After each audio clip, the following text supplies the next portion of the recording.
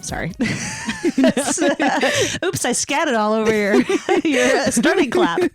No, it worked. It worked. Yeah. So I've been asking all my friends who are married or who have been married. Now that I'm on the path to become a married person, what is like the best married advice that you have? Like advice about being married that you wish you knew, or like lesson learned? Like, okay. Yeah, some examples are like someone said, don't let roommate issues turn into marriage issues. Ooh. Yeah. Can you extrapolate? So like things about just fighting over the dirty together. dishes or things like that. That's really very good advice. So I thought that one was good. Another person I asked just gave me perspective on like how they would get married again. They'd been married 3 times and they're like, I would do them all again, and just talked about that. 3 different marriages. 3 different marriages. Yeah. So they like gained something from everything. Exactly. Or had a good life with them. Exactly. Oh, that's beautiful. Yeah, I thought that was beautiful. But yeah, you've been married a little over a year now. Yeah. Like a year and a half now. Working on a year and a half. Pretty soon here. Yeah. Gosh. I love that advice about roommate issues, and kind of in that vein, I would say to like something that I try to do is just remember to like be appreciative of what the other person does and that you may or may not see, and like I guess I try to have the perspective that like everything that like he's doing things that I'm not, and I'm doing things that he's not, and like we're like knitting together a lovely household, you know. And like, so I think just being having it and having like gratitude for what he does, I think, or what your partner does, is a nice way to frame things, and really just, I guess something that Baird and I like to say we had agreed on a long time ago is that like just kind of being direct with our issues, and like when we come to something, like to really try to talk it out rather than sort of getting frustrated and abandoning the conversation about it, or like holding back something that's like really on the topic because it feels like hard to tackle or something like that. Right. Because I feel like if you actually talk through the issues when they're at hand, then you're not like having that just like festering and percolating in the background and sort of coloring the other interactions to where like in the future, maybe there's something else that becomes an issue that is going to be harder to squash because it's also on top of this other thing, which you had the opportunity to deal with, but you didn't. So, I feel like when Baird and I are trying to hash something out, we both kind of like, I mean, I do a lot of like, is that all? Or like, is there more? Like, let's go like deeper into it to try to really figure that out. Oh, those are good tips. But I think it's a lot of different personalities, I think, make such different relationships too. Like, really, I have some other couple friends that have such a different, like their relationship looks so different from Baird's and mine, like really in the way that they just like move through the world and are with each other, but they are like clearly like so in love and so happy. Yeah. But like, just like the way that they behave is so different. So in what ways? Like, I don't know, I guess just like they like are more like explosive with each other. Like they like will fight publicly or like things like that. And Baird and I like have, I mean, I think Baird's just the kindest person on earth. So he like never gets mad really. I can't even imagine. I can't even imagine. And I'm more of like a get like frustrated and get like sad than a get mad person. So I think with like our friends that are like a little more like spicy and like fiery. Yeah, they just like watching the way that they like like you're fucking embarrassing yourself right now. You're too drunk. Go home or whatever. Like it's just like I'm like I love that they can like just say that and be like, but it's like you're the person that I love so much and you're my partner and you're my chosen person that like this is just a part of you that you're like look like a fucking idiot right now and I love you anyways, but go home. Yeah, I don't know, I just I think it takes all kinds to go through that stuff. Do you feel like you and Isaac have good conflict navigation? Ooh, that's a great question. Or if you've had the opportunity to even navigate the conflict. Oh, we've had the opportunity to navigate conflict for sure. Yeah. We've been together for a little while now, so it usually goes well. We're definitely like talk it out people as well. I think just exercising like patience with one another. I think I'm naturally, and I've gotten a little bit better actually since being in this relationship. I'm the one who usually would be like the one to pick fights or get upset about something. And yeah, he like rides along with it, and when he gets mad at me, we'll like talk it out. Sometimes it takes me being like, you're upset right now. Yeah. Because I feel like he is pretty Northwest. So there's that element where sometimes I'm like, and he also has like, he has like no tone like variation. So I think there was a while when we first started dating too, where he'd say something to me and I'd be like, is that with like an attitude? Like, you know what I mean? Like, what are you saying to me? And then now I like definitely let that more roll off my back. And I realize like, oh, he's just asking a question right now. Or, oh, he just sounds like that right now. But yeah, we do that. And for big things, we started couples therapy, which has been really cool. And one of the things she suggested is doing a monthly meeting where we come together, talk about everything, etc. And so I think now our conflict resolution sometimes looks like, oh, like if it's not too big of a deal, I'll wait till the monthly meeting. And I like think about timing more because I used to have bad timing about picking fights. That's a good thought, good perspective to have. Yeah. I think I like the phrase like picking fights. I think I'll like be just being a little bitchy and like just like in Baird's general direction, you know, or like hypercritical for absolutely no reason or whatever. Almost always just because I'm in a fucking mood and like he's in the zone of it. So he thankfully like here and there will like be like, is this about me at all? Or like, and I'll be like, no, it's not.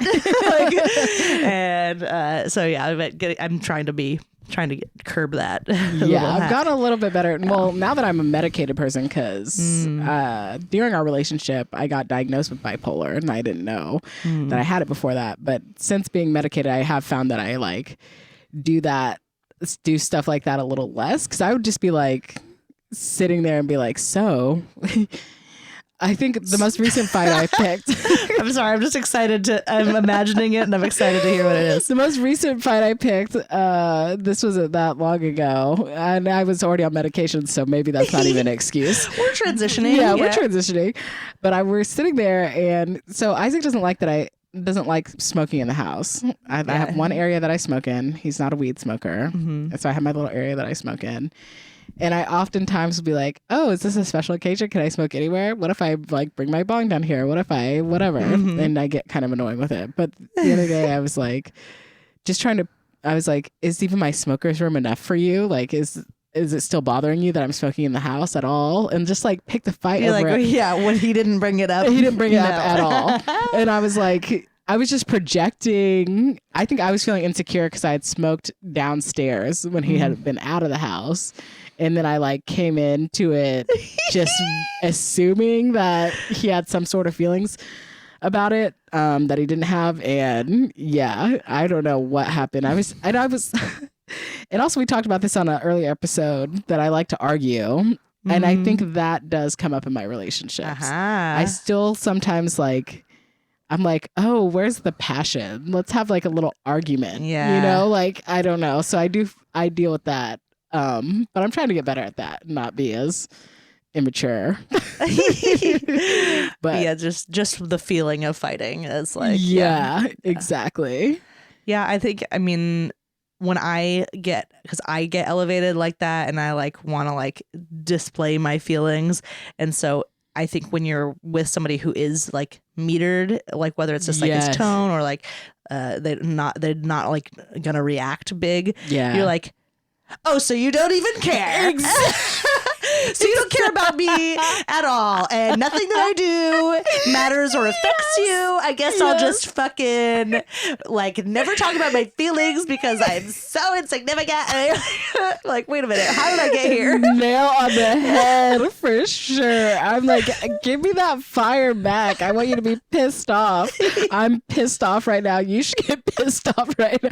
Totally. Like, wait, what are we mad about? Yeah. I don't know. Is it peanut butter related? Yeah, seriously. It's all those the peanut butter in the jars. Yeah, no, those small things for sure. But he you know, he's gotten better about it, but there's moments where like, so I'm like, he's very clean in the kitchen and I'm clean in the kitchen, but not as clean as he is in the kitchen. He's got a little chefiness about him. He's a chef, for sure. And he was like holding on to like, he had been picking at my dishes a lot, and I don't even notice mess sometimes. Mm-hmm. So I'm a clean person, but sometimes I'm like, oh, this is fine, and I'll come back to it. And then I smoke weed and maybe I forget. Oopsie. My bad. I'm just too cute. And then he finally said something about it. And I'm like, see, you got to tell me these things like in the moment and we can like hash it out then. Yeah. Where he like will wait on something. So I think relationships are complicated. It is complicated. You got a whole nother person and you're complicated. And then you have a whole nother person. That's bonkers. Yeah. Ooh. It's so, yeah. Speaking of two people. Yeah. We're just two people hosting a podcast that I don't think we've introduced yet today. That's right. You're listening to Is This Normal? The podcast where we talk through serious topics and silly ones. We take anonymous submissions. You can write in about your quirks, any confessions, general queries. We'll take those and we will debate whether they are normal or special or something else altogether. I'm Erin Ingle. I'm Alyssa Yeoman. We're in it already. We're deep into the podcast. We are. We should start doing a thing and seeing how long it takes us to actually introduce the podcast.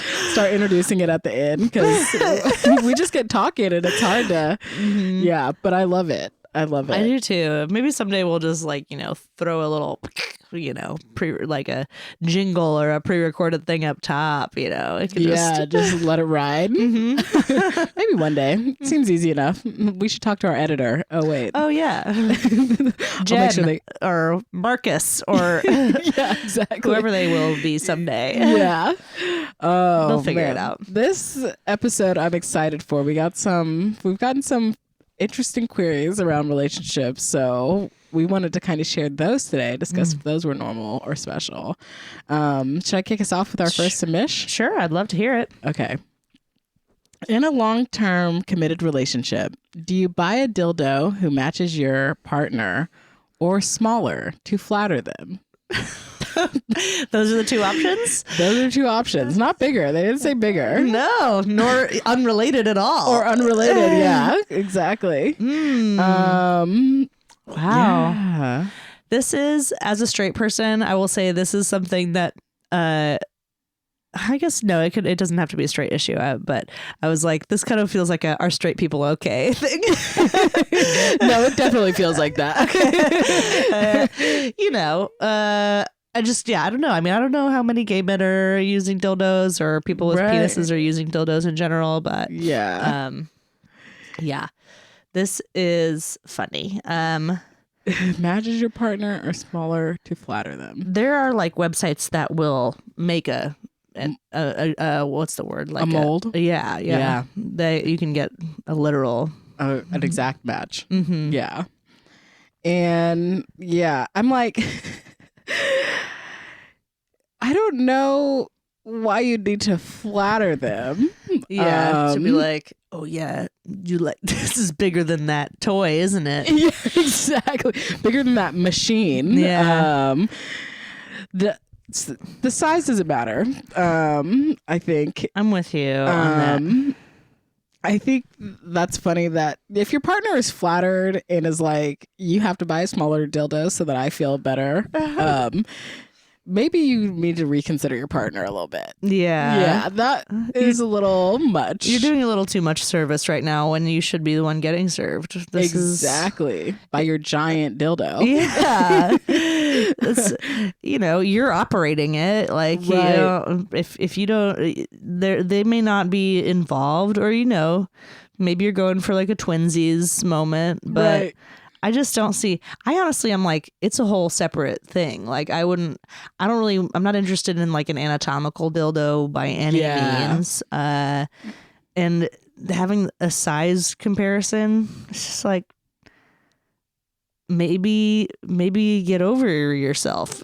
Yeah. I also can't imagine. I don't see myself maybe consulting my partner before buying a dildo. No. I don't see me being like, so does this one make you feel inferior or not? Is that okay? Mm-hmm. Yeah. Yeah, I'm not. I feel like we're missing some other options in this list. Yeah.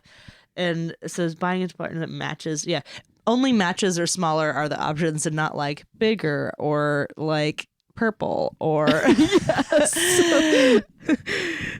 Yeah. I'm thinking this is.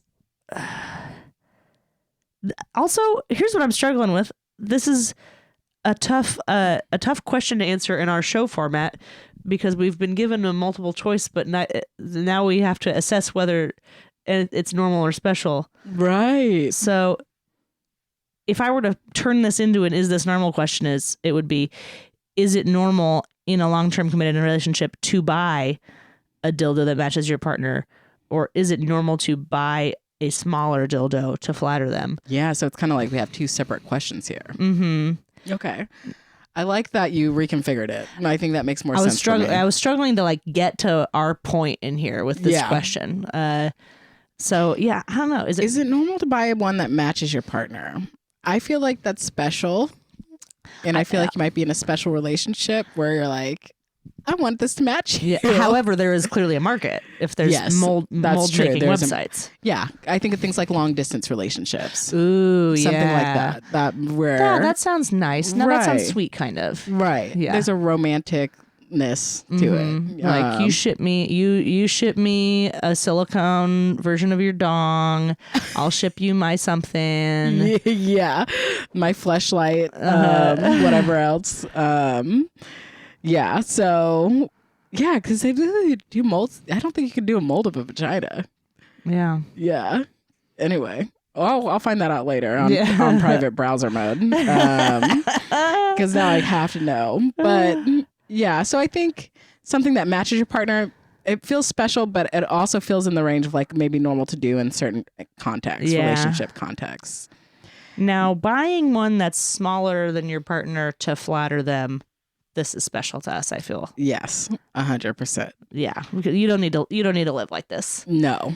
Yeah, if they're threatened by an inorganic object that is purely designed for pleasure, and they can't accept that maybe a slightly larger dong or whatever is gonna be fun for you, that's silly. Yeah, that's very silly. I'd hate to hear what they think of all your exes or how they feel about that. Oh yeah, maybe the person that's like, tell me. Exactly. Yeah. Exactly. So I think both are kind of special. Yeah, I like it. Okay, we'll file this under a special behavior in the dildo shopping universe. Okay, let's talk more married people behavior. Is this normal? I'm married, but I still love to flirt with men still. I love the double still. They're like, still. I absolutely. So enduringly love to flirt. I feel like we've kind of talked maybe about this topic at some point. It just feels familiar to me, but I mean, I feel this. Oh yeah. Oh yeah. I think this is totally normal. Just like, or to like be flirted with or found attractive or whatever. Yeah. Like, yeah. Yeah. I mean, I'm a flirty person. So I don't, my flirting has not stopped since being in a long-term or committed relationship. I don't see that stopping when I'm married, because sometimes you just have flirty energy with someone and you just got to embrace that flirty energy. It's not like flirting with any intent to smash or like lead on or anything. But like, I guess you and I both are also like comedians. We want to be charming. Like, we're only feeling affirmed if we're like getting a reaction out of people. Yeah. So like, having that, I think, and also like to some extent, I think being jokey is like perceived as flirtatious. Oh, so people think I mean, I cannot be flirting and people will think I'm flirting with them. It's just, you're like, I'm sorry, I'm hot and I'm funny. Yeah. Forgive the fuck out of me. Exactly. Arrest me. Okay. Totally. I think it would be pretty hard for like people to completely turn off the flirt mode, but of course there's like a line. Like, there's a line. Yeah, and like if you like, maybe, I guess I think I would like to behave in a way that like if my partner saw me doing it, they wouldn't be like, what the fuck? Like, yes. That's the kind of level of flirting that I'm considering. Like, I'm gonna like crack a joke to the waiter or whatever, like that sort of thing, but I'm not like rubbing arms or like touching stuff. I don't think I'm a very like, well, no, I am a very like huggy person, but that's with people I know. Right. Interesting. Where's the line? I feel like I can be touchy or not. It just depends on the scenario and if I know you or not. I feel like as someone who's shorter, I get touched a lot. Interesting. People just want to cup you. Yeah, cup you, touch you, pat you on the back, something like that. I feel like, yeah. Are you short?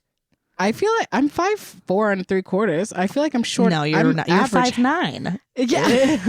Spiritually, yes. Yeah.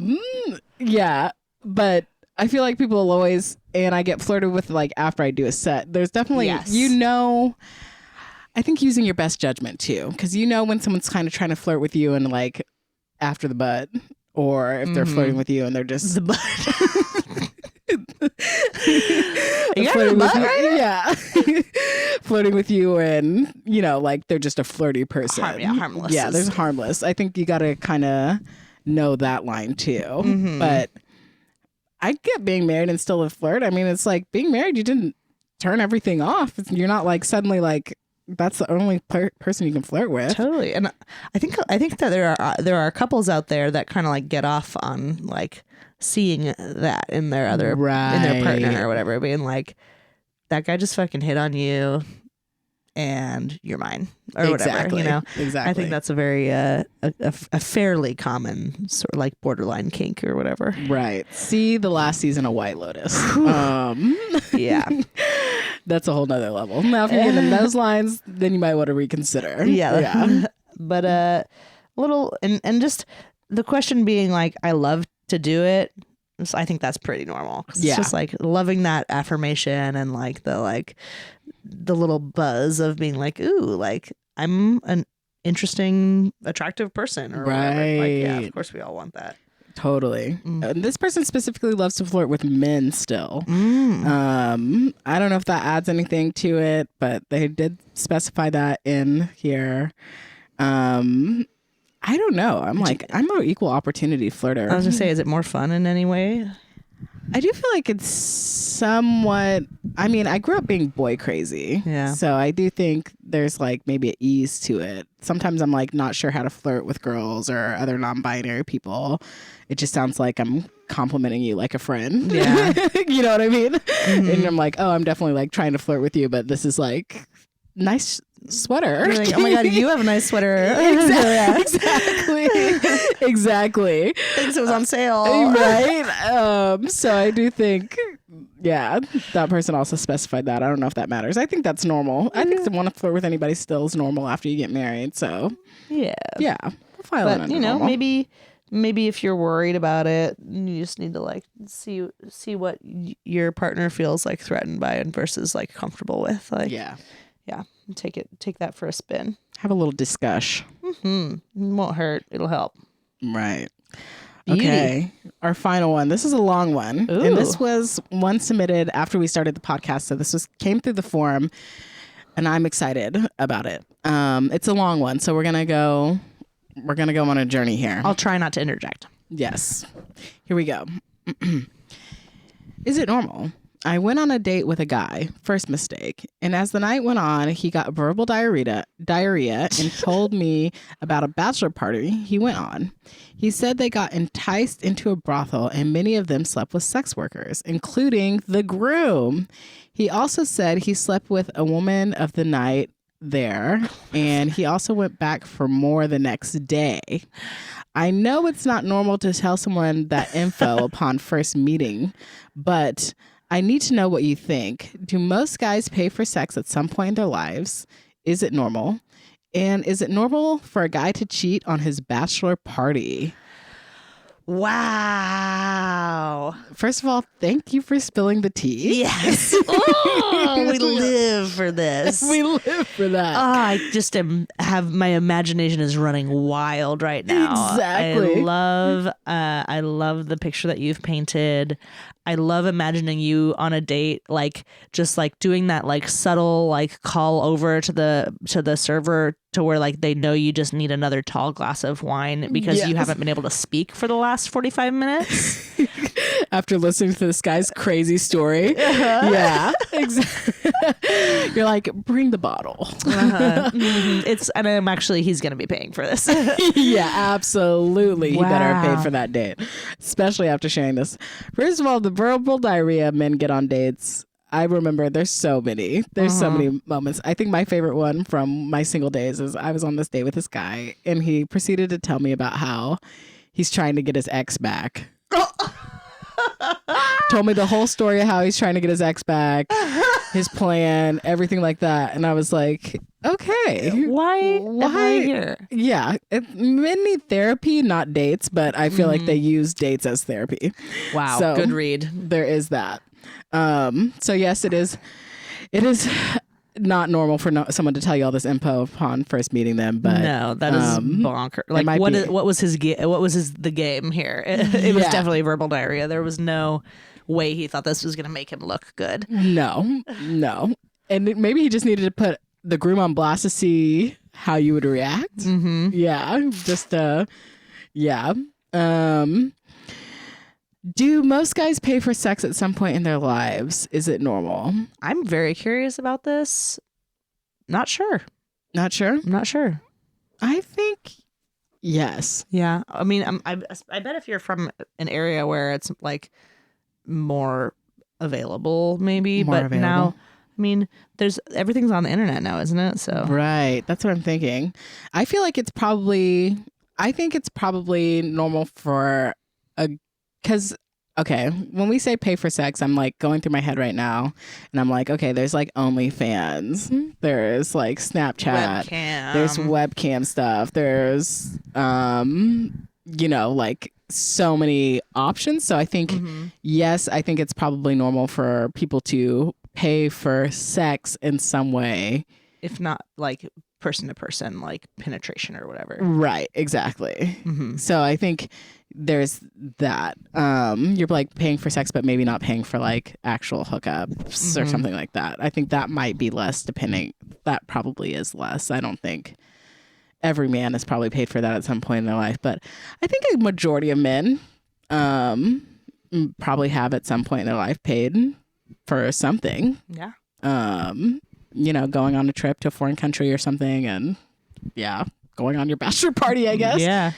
But I don't know. I'm also not a man, so this is just me speculating. But based on the men that I know, we haven't been let into the vault, the chamber of secrets yet. Exactly. But based on the men that I know, I would say that I think most men have paid at least for sex at some point in their life. So that's my read. I think that's normal. And I'm abstaining from an opinion on this, so I'm deferring to you. I truly, I'm like, I don't know. So but I believe you on that. So we'll say maybe normal for guys to pay it for sex at some point in their lives. Yeah. Is it normal? This is the part that I'm very intrigued by because I think it's very like cinematic. Okay. Is it normal for a guy to cheat at a bachelor party and let's say anyone? Like, okay. Because I feel like it happens in movies and stuff. Right. It happens in movies. But no, I don't think anyone I know has done this. I don't think I've known anybody to cheat. Well, that's also I'm playing devil's advocate here. Yeah. But I'm like, what is discussed before the bachelor party? True. Is it like, hey, this is your one last hurrah, feel free to do what you do, be safe, you know, or whatever, if there's that kind of agreement. But it doesn't seem like this person had, or at least he omitted it from the story, if this groom in the scenario had that sort of permission or the hall pass. Yeah.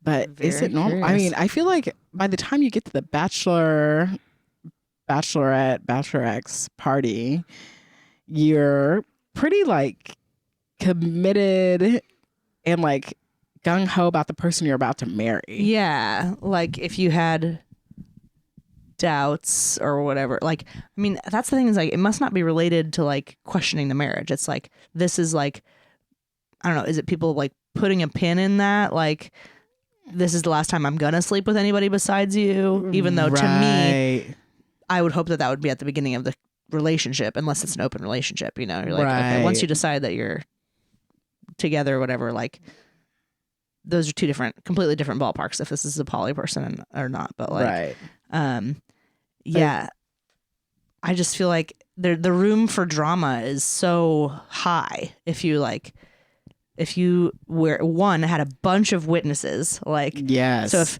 So now all of those like 7 or 8 or 20 guys know that this guy, you know, fucked somebody at his bachelor party.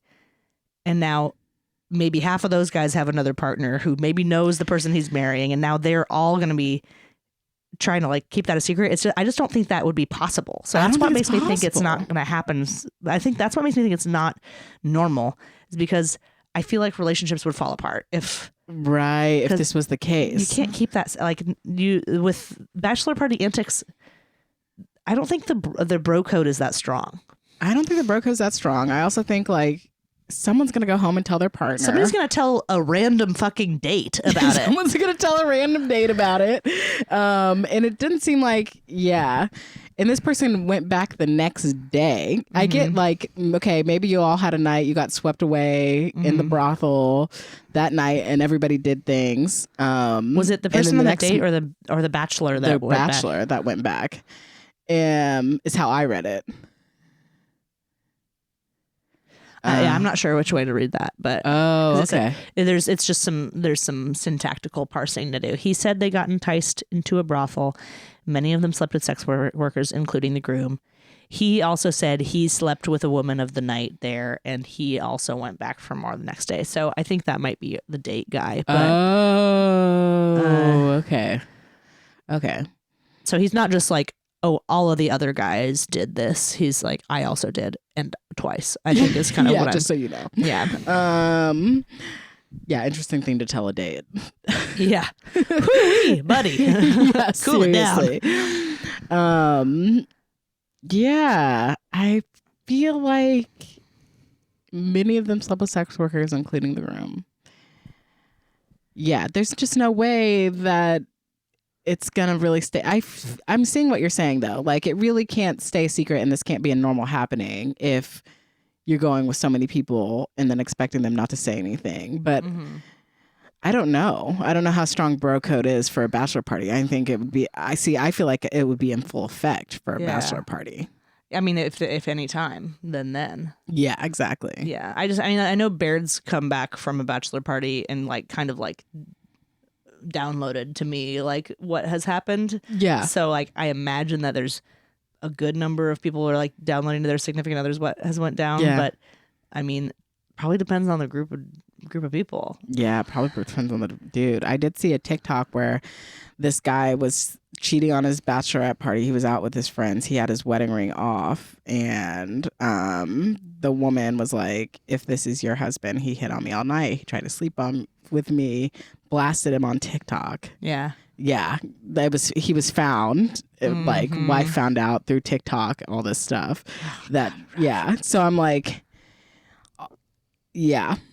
I'm like, I don't know. It's hard to keep secrets these days. There's really not. Yeah. I mean, and this was a different scenario because this person was just hitting on another person who wasn't necessarily a sex worker, where, sex worker, you have client-patient confidentiality. HIPAA. Exactly. So, you have that extra protection there, but. And so I think some people would perceive that differently too, to say like if their partner slept with a professional versus another person that they just met at a bar. Right. I think so. Maybe they're like, I don't know. I think this is what movies or like TV is telling me, is that like, I don't know if this is true or not. Like, do people think it's different? Like, right. Like it's not cheating if there's not like a romantic thing or like if something it's like transactional, is it cheating? Yeah, I think that's the question asked too. Big stuff. Yeah. Big stuff.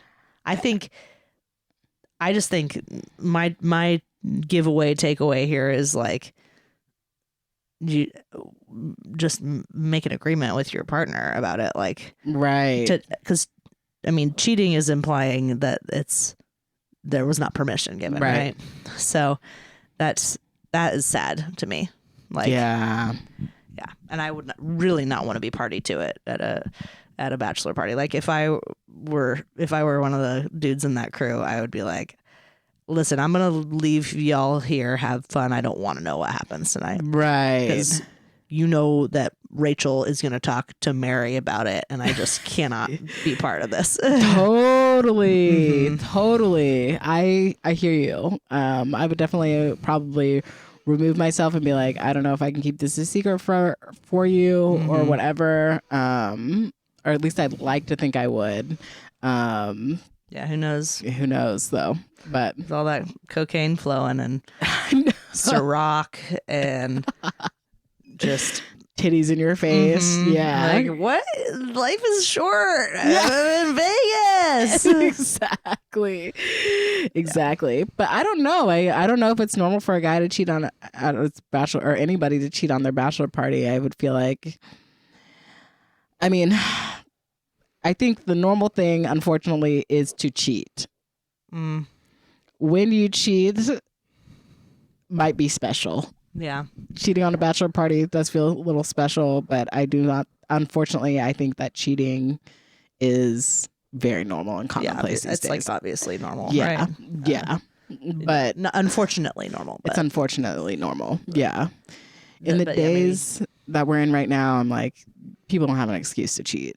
I'm like, you can be in an open relationship with someone. You can be, like poly. You can be, I don't know, all the things. That's why I feel like that's why I feel like cheating is just it's like so disrespectful, because it's like, right, you just like fucking end it with me if you want to fuck somebody else, or like or talk about it if you want to, and like we can come to an agreement or not, and like give me the opportunity to give that person the opportunity to like consent to this or not. Like, totally. But when I don't know if that's why it's like the old fashioned, like it feels so old fashioned to be like, well, we're not married yet, we didn't make the agreement yet, because like I think also in this day and age we're like living with our partners beforehand, and the relationship is very committed before the it's not like you turn on a dime and you're married and now you're in a committed relationship. Almost everybody I know is in the committed relationship and then gets married. Yes. So true. You're not like being sold off for a dowry. Meeting your husband for the first time, getting married in the next 24 hours. So all of that is different. But yeah, so is this normal or special though? This whole scenario. I mean, I think the date itself that you were on and someone verbally diarrhea-ing on you like this, very special. So special. Yeah. And then probably like in the normal seeing sex workers, paying for sex, of some type. Right. Bachelor party cheating, special. Feels special. Feels Yeah. unfortunate and sad and yucky. Yeah. Because by that point, yeah, just be excited to get married. Yeah, right? And boo up and yes. fuck your life partner. Yeah. You know? Like, think of all the different special ways you can do that. Exactly. Get You got better years at of it. exploring to do. Make 16 copies of your dong. See what you can do with all of those. Hide them around the house. Every time they find one, it's like a special treat. Change them out for cabinet pulls. Exactly. Wedded bliss. That is what I'm talking about. That's what you need to set up at home. But I think that's all that's in the bag for today. All right. We got heavy. We got heavy again. Yeah, we But did. Blessed be. Pouring one out for this horrible date. Yes. Well done. Thank you for sharing. This was like a juicy one for us. It was. Thanks to all of you that submit. We love to hear that. Yeah. And if you like this, remember to like, review, share, hit the follow button, download every episode, send this episode to your friends, your family, etc. Your cheating friend. Like, ooh, they got you. Yeah, exactly. Your business is out there. But yeah, until next time, you're normal. You're special. We love you.